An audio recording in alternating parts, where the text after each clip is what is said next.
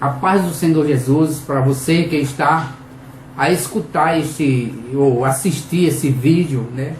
É um comentário da Escola Bíblica Dominical, ou a segunda lição, ou seja, a lição de número 9, perdão, com o tema fidelidade, firmezas na fé. Né? Nós temos nesse trimestre, como falamos na lição anterior, né, um trimestre intitulado As Obras da Carne e o Fruto do Espírito. Né? E hoje nós estamos discorrendo sobre fidelidade, que é uma das virtudes, das 9 virtudes do fruto do Espírito. E vamos, desde já dar início, meditando no seu significado. Né? Em primeiro lugar, né, a tradução do Aurélio com relação à fidelidade significa lealdade, perseverança, observância rigorosa da verdade, exatidão. Isso você pode encontrar também na publicação de Ferreira no ano 2004, na página 896. Já do hebraico, o termo para fidelidade no original é emuná, né, que quer dizer firmeza, lealdade, verdade, honestidade e obrigação oficial. Né? Desse significado, o sentido mais frequente é lealdade e fidelidade, é de fato o que nós vamos abordar hoje. Né? Bem que nós vamos perceber que fidelidade é uma característica de fé, né? De quem tem fé, crê de fato na existência de Deus, no que Deus pode fazer, que Ele pode cumprir com as suas promessas, e ele passa a se tornar fiel ao Senhor na esperança de que alcançará as promessas do Senhor, e ele passa a ser uma pessoa fiel a Deus. Né? Nós louvamos e glorificamos o nome do Senhor, porque fidelidade, né, ela pode ser definida como atributo divino. Né? Fidelidade é um dos atributos da Trindade. Deus Pai é fiel. Caro amigo, eu não vou seguir, ouvinte, eu não vou seguir na íntegra da lição dominical desta semana, mas vou seguir em um esboço que trata do assunto de maneira mais prática, mais organizada, que possamos distribuir esse conteúdo em um tempo que venha satisfazer as nossas expectativas. Né? Como eu ia falando, fidelidade como atributo divino, ou atributo da Trindade, né? Deus Pai, por exemplo, em Deuteronômio, no capítulo 7, no versículo 9, nós vemos aí a palavra do Senhor falando da seguinte forma: saberás, pois, que o Senhor teu Deus, Ele é Deus, o Deus fiel, que guarda a aliança e a misericórdia até 1000 gerações, aos que o amam e guardam os seus mandamentos. Né? Deus, como Pai, Ele guarda, né, e recompensa os seus fiéis, né, até 1000 gerações, desde que nós amemos e guardemos os seus mandamentos. O Senhor também tem o atributo como filho de fidelidade, que é fiel e verdadeiro. Nós vemos isso no livro de Apocalipse. Eu vou ver aqui rapidinho aqui em Apocalipse, no capítulo 19, e no versículo 11, né? Nós vemos aí, perdão se eu não abrir o versículo exato, né? Eu vi o céu aberto, eis que um cavalo branco, e o que estava sentado sobre ele chamava-se Fiel e Verdadeiro. Né? Tá aí Jesus, a segunda pessoa da Trindade, aparecendo como fiel e verdadeiro, e julga e peleja com justiça. Esse é o nosso Deus verdadeiro, usando da sua fidelidade. E também o Espírito Santo, ele é fiel. Se nós vermos também em Gálatas,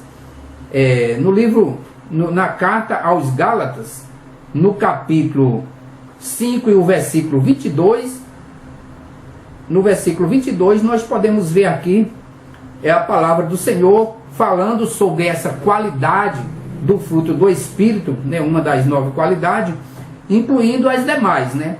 Pois Gálatas capítulo 2 e o versículo 22, né, o apóstolo Paulo discorria da seguinte forma: mas o fruto do Espírito é amor, paz, gozo, longanimidade, benignidade, bondade, fé, mansidão e temperança, né?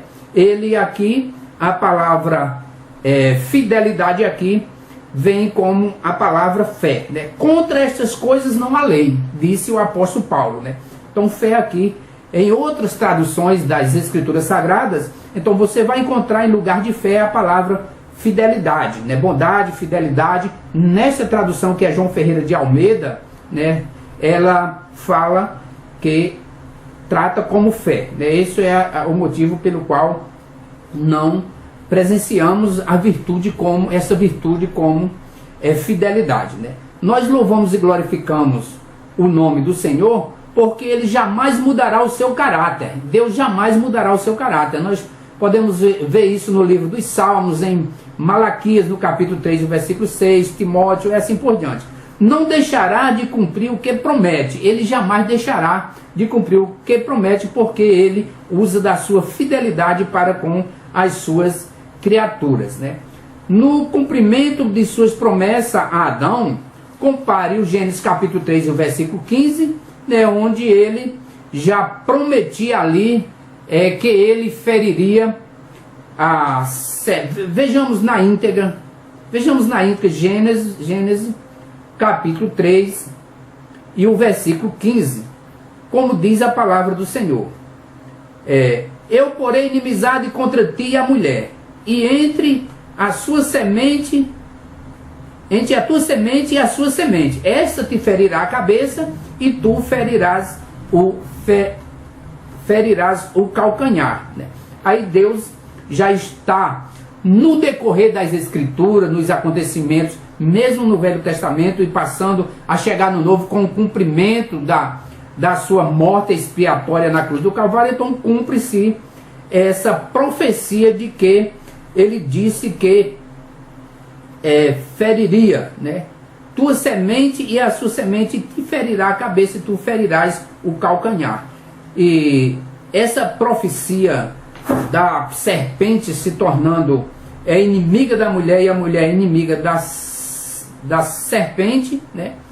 Ela foi se cumprida e Deus o amaldiçoou, né? Deus o amaldiçoou pelo fato de que a serpente não poderia mais continuar da forma que estava, pois iria levar a raça humana ao caos total, né? E Deus fez com que ela fosse perseguida e ferida na cabeça, enquanto que ela própria procuraria ferir a raça humana no calcanhar, né? Essas profecias se cumpriram e Deus esmagou a cabeça da serpente quando de fato deu seu filho para dar sua vida na cruz do Calvário para a remissão dos pecados, né? Em outras passagens Deus cumpre, né? Ele jamais mudará o seu caráter, né?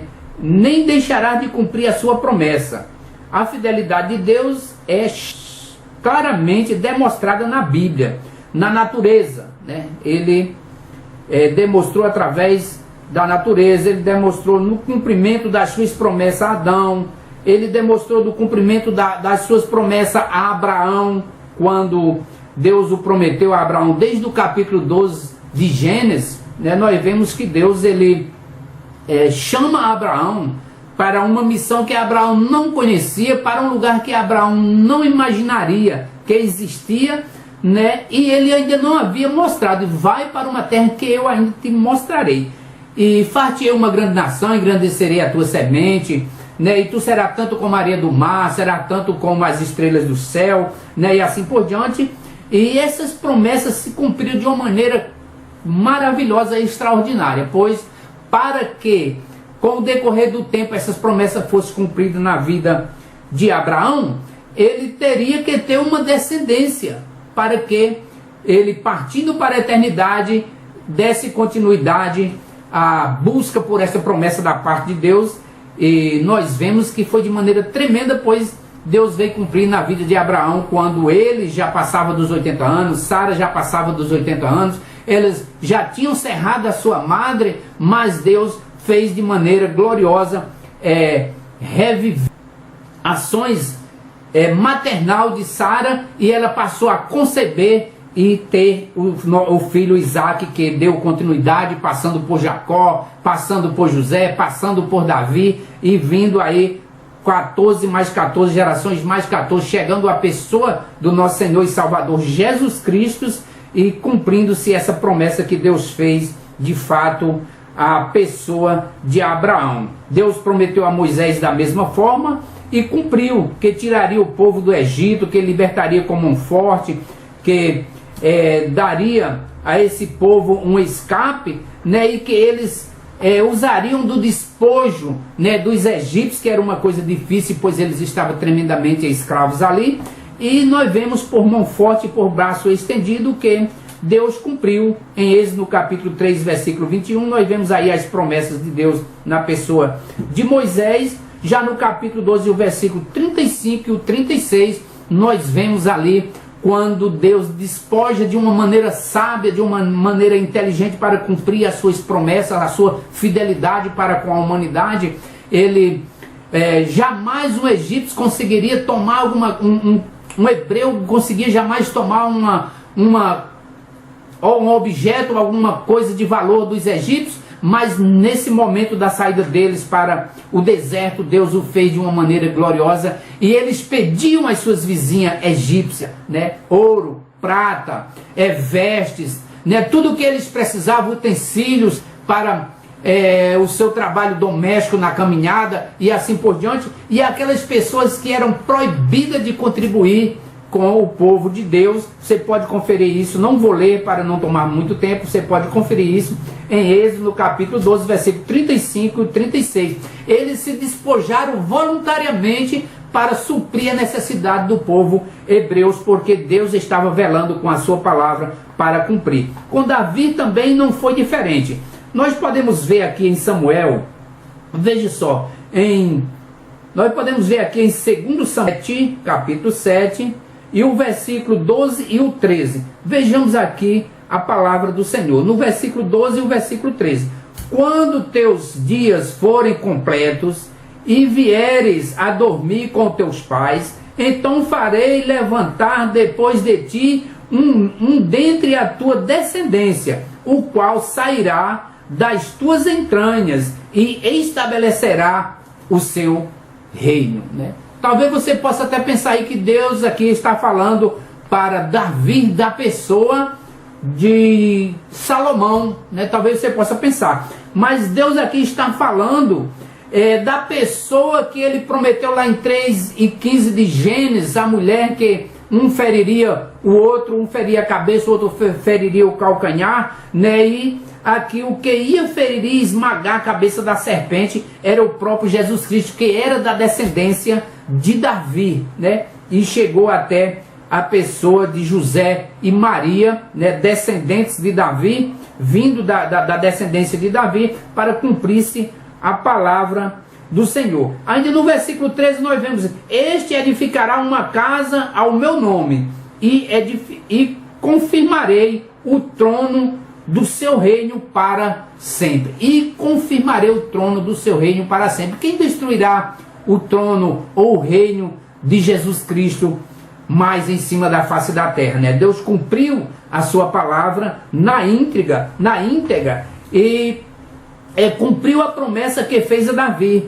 Mesmo Davi tendo dormido, mas Deus levantou um das suas entranhas, ou seja, da sua descendência, né? Para que suprisse de fato cumprisse de fato esta promessa, provando para a humanidade de que ele usaria de fidelidade para com as suas criaturas, né? Aqui nós podemos presenciar ainda que em momentos de tentação Deus também cumpriu, né? Em 1 Coríntios capítulo 10 e o versículo 13, Deus falando, né? Não veio sobre vós tentação senão humana, mas fiel é Deus. Isso dizia o apóstolo Paulo, movido pelo Espírito Santo, em cumprimento e falando do povo de Deus que havia sido tentado no deserto, tentado por Faraó, tentado pela necessidade fisiológica naquela caminhada, que eram os judeus que passaram ali sentindo falta de alimento, sentindo falta d'água, né, sendo induzido pela sua concupiscência, né, e pelos seus desejos, pela a sua vontade de adorar alguma coisa, criar ídolos, bezerros de ouro, de prata, de tanta, mas diz a continuidade aqui: não veio sobre vós tentação senão humana, mas fiel é Deus, que não nos deixa tentar acima do que podeis. Antes, com a tentação, dará também o escape, para que possais suportar, né? Deus também levando esta palavra através de Paulo aos Hebreus, né? E provando aí profeticamente de que os coríntios não precisam estar tão apreensivos e preocupados, porque Deus, ele é fiel e vela pela sua palavra para cumprir. Também na maneira como disciplina seus filhos, né? Além de Deus ser amoroso, misericordioso, usar de fidelidade, ele também disciplina os seus filhos, mas dentro da sua disciplina, ele usa desse atributo de fidelidade para com os seus, né? Em Salmo 119, vejamos aqui na Bíblia, Salmo de número 119, Salmo de número 119, no versículo 75. Vejamos o que fala a palavra do Senhor através desse versículo de número 75. Bem sei eu, o Senhor, que os teus juízos... 119, versículo 175. Bem sei eu, o Senhor, que os teus juízos são justos, dizia Davi. Bem sei eu, ó Senhor, que os teus juízos são justos, e que segundo a tua fidelidade me afligiste, né? Quando o homem está sendo afligido, é uma espécie de punição de Deus para que ele reconheça as suas faltas e se chegue até a pessoa de Deus. E Davi já dizia que conhecia que isso era segundo a fidelidade de Deus. Ele agia de justiça, de juízo para com Davi, mas ao mesmo tempo usava de fidelidade quando afligia Davi. Não é diferente com o seu povo, né? Se nós vermos ainda em Hebreus no capítulo 12, vejamos só aqui, Hebreus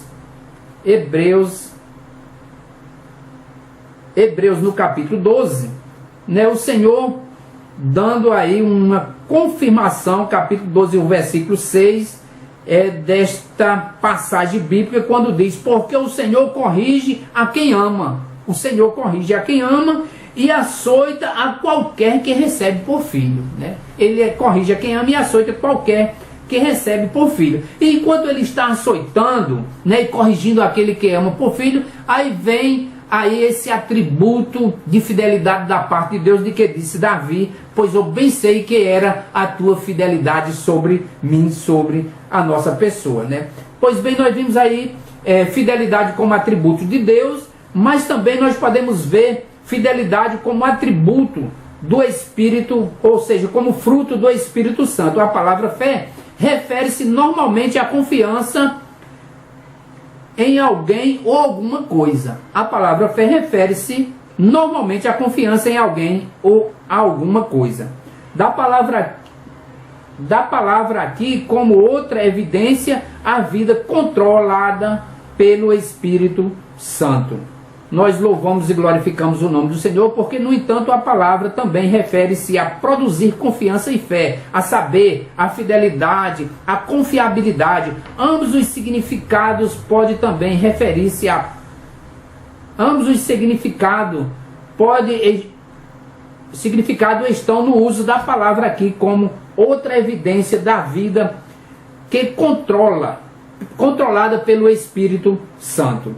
Nós vemos aqui a palavra do Senhor que diz: quando a fé como virtude do fruto do Espírito habita no crente e que realmente marca a sua vida, marca na sua vida a fidelidade, né? Quando o Espírito Santo habita, o fruto do Espírito Santo habita no crente, o que realmente marca é a sua fidelidade. Quando nós dispomos da graça de Deus, do Espírito Santo na nossa vida, desse fruto maravilhoso que é a fé, essa qualidade do fruto que é a fé, que é a fidelidade, então isso marca na vida do crente, ou seja, ele é uma pessoa confiável e leal, ele passa a ser uma pessoa confiável e leal para a honra e a glória do nome do Senhor. A fé, como fruto do Espírito, opera normalmente na vida do salvo e é caracterizada pela firmeza de propósito e por uma atitude e devoção de alguém que será disposto a ser fiel até a morte. Alguém que será disposto a ser fiel até a morte. Se nós vermos em Apocalipse, no capítulo 2 e o versículo 10, nós vemos aqui Deus falando através da sua palavra: não temas, pois não temas destas coisas que hão de padecer. Eis que o diabo lançará alguns de vós na prisão, para que sejais tentados, e trareis uma tribulação de 10 dias. Ser fiel até a morte, e dar-te-ei a coroa da vida, né? Precisamos deixar que o fruto do Espírito ele tome posse, ele seja enxertado no nosso espírito, no nosso homem interior, para que possamos de fato alcançar essa coroa da vida que o Senhor tem prometido aos seus, né? Interessante que quando tratamos de fidelidade, nós podemos presenciar também na vida da humanidade a infidelidade, né? A infidelidade é uma das obras da carne que tem de fato tomado posse da humanidade, da criação que Deus criou. Se nós vermos no caso da infidelidade social, o descaso, né, que é feito para com os necessitados, com os de menos recursos, de menos prestígio, de menos estima, né, para os pobres, para os mendigos, para o mais pobre. Até dentro das próprias igrejas nós vemos o tamanho, muitas vezes em algumas igrejas ou em várias igrejas, o tamanho do descaso, né, pois escutamos muitos testemunhos de pessoas, né, de outras igrejas que muitas vezes se queixam. A igreja evangélica é a nossa igreja em geral, o cristianismo é a nossa igreja, a igreja é o corpo de Cristo a quem nós pertencemos, e muitas vezes ouvimos, né, testemunho de pessoas que muitas vezes é usada por infidelidade, né, por parte de pessoas que deixam se levar pela a velha natureza, né? Aqui a palavra diz qualidade ou caráter de infiel, procedimento de infiel, deslealdade, perfídia. O infiel é aquele que não cumpre aquilo que se obrigou e se obriga. O infiel é aquele que não cumpre. Ficamos o nome do Senhor, porque nós como cristãos não devemos levar em consideração as infidelidades sociais que muitas vezes somos levado em descaso, levado em desprezo, em menosprezo, em falta de consideração, falta de compromisso para com as pessoas de maior necessidade. Também a infidelidade também abrange a religião, né? A infidelidade também abrange a religião. E essa infidelidade é diretamente para com o Senhor nosso Deus, pois no caso da idolatria, no caso da heresia, dos modismos doutrinários, né? Isto são coisas, erros, né? São infrações à pessoa de Deus que distancia o homem de Deus, né? A idolatria, muitas vezes a gente pode imaginar que trata simplesmente de quando uma pessoa usa de adorar ídolos, imagem de escultura, essas coisas, de natureza idólatra, né? Mas, no entanto, a idolatria refere-se a qualquer objeto, qualquer pessoa, qualquer atividade, qualquer patrimônio que rouba o tempo de Deus, o momento de adoração, e atrai para estes objetos. Então a pessoa passou a idolatrar coisas que substituiu o lugar de Deus. Então isso é uma idolatria. Enquanto que outra infidelidade religiosa é a heresia. Muitas pessoas hoje em dia, muitos que se dizem evangélicos, que se dizem pastores, que se diz líderes de igreja e assim por diante, tem de certa forma não dado crédito à palavra de Deus como ela manda, e tem criado doutrina, tem criado ensinamentos, teses, tem criado certas filosofias, né? E querem levar a igreja, guiar a igreja por caminhos que de fato não coincidem com a palavra de Deus. Onde já se viu balada evangélica? Onde já se viu noitada night de evangélico? Onde já se viu tantas modas dentro da igreja, tanto uso,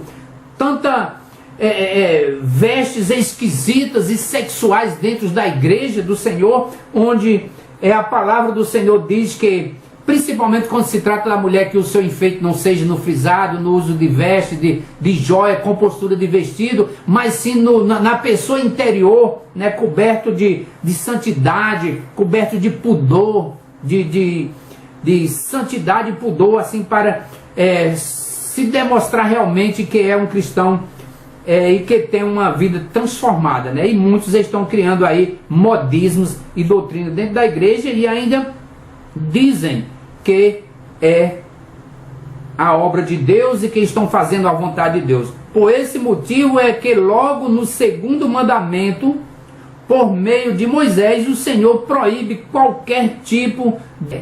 A moda está se tornando uma idolatria no meio do cristianismo. Usos e costumes contrário à vontade de Deus está se tornando idolatria. Cumprimento, ou seja, ações da heresia se tornando cumprimento, se tornando idolatria, se tornando modismos antidoutrinário, falando da maneira cristã.